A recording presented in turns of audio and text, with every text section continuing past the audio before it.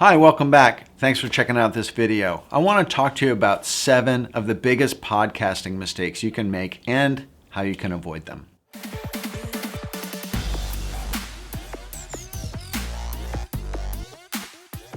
So after almost 4 years of having my own YouTube channel, and thank you for subscribing and watching my videos, I've decided to start a podcast in addition to my YouTube channel. The podcast is going to be called the Brand Design Masters Podcast. So keep your eyes open for it. It's going to be launching in about a month or so. Why am I starting a podcast? Well, I've discovered that a lot of my audience chooses to consume content in different ways. In many ways, podcasting is easier to consume because you can do it while you're driving or while you're walking your dog. You don't actually have to be at a desktop or on your phone playing a video to hear and listen to the content. So I've decided that starting a podcast is a smart idea and a natural progression in growing the kind of content that I'm putting out and doing it so I can deliver as much value to as many people in as many formats as I can. So in doing my research for my podcast, I've been doing a lot of,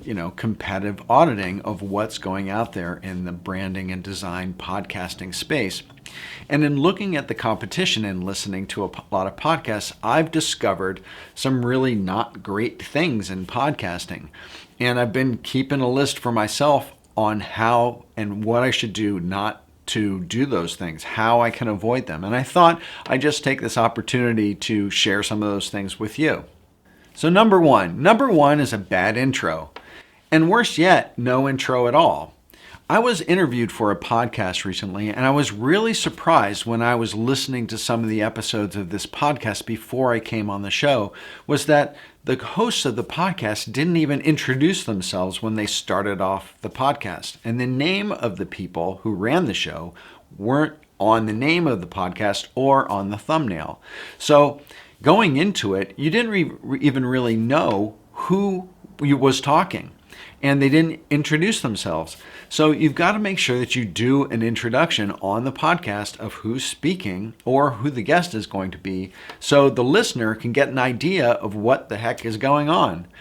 So you also want to give a bit of a description of what the show's about. What are you going to be talking about? Who are you serving? What's the value that you're going to be giving? You've got to establish some sort of intro.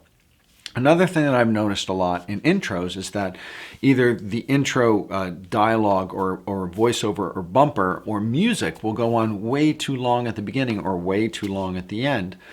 Or the description of the video, if it doesn't exist, is bad, but then sometimes the description of the videos, of the voiceover, and the music is so long in the beginning that you just end up skipping over it. So just pay real close attention to your intro.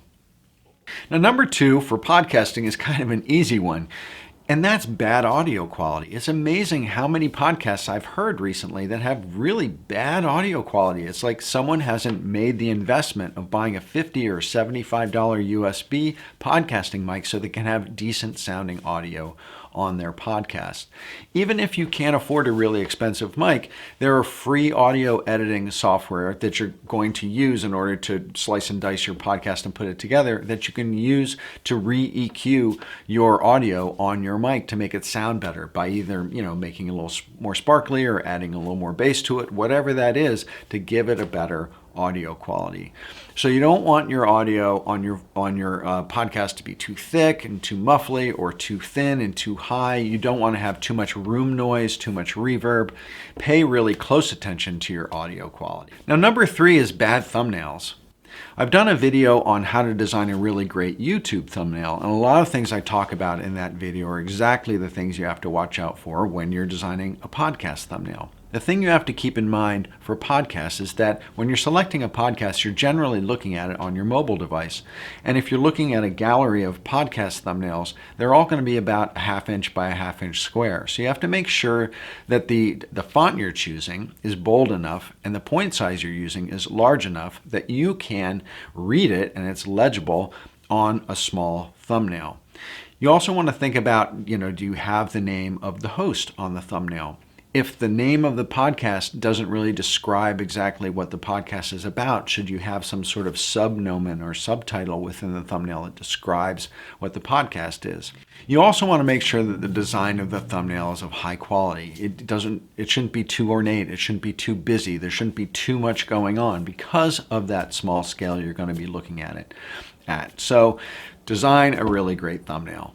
Now, number 4 is no variety. I don't know about you, but there's so many podcasts these days that are just interview shows. And you may have a short intro by the host, and then you'll have a long interview with somebody, and then it's over. And so the podcast turns out to be this kind of cavalcade of interviews with individuals, and you don't really learn that much about the host. And there isn't really that much back and forth deep conversation going on.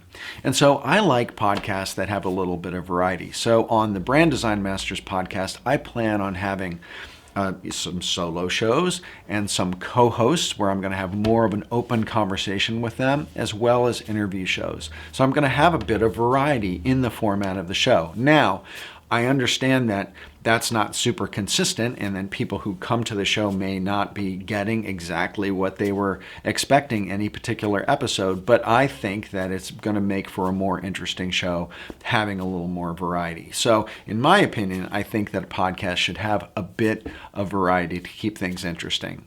Now, number 5 is not having any promotion or any kind of contact information for the guests during the audio of the show. A lot of times people say, oh, that's going to be in the show notes. But I don't know about you, but when I'm listening to something while I'm walking my dog or driving my car, I'm not going to go looking into the show notes. And a lot of times I forget to go back and look later. So I like it when people announce the contact information or the promotional information or the website information in the audio of the show. So where can you find them? How can you get to their links? What's the best way to contact them?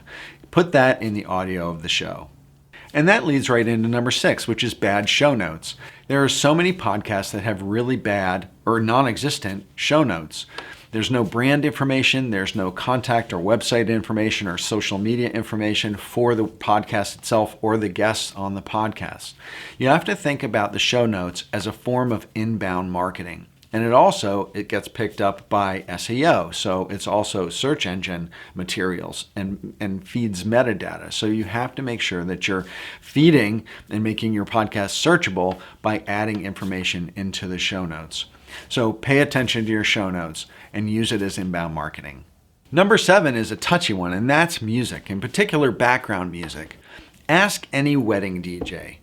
There's no way you can keep everybody happy with a particular genre of music. People have incredibly disparate tastes in music, and therefore music is a very divisive thing.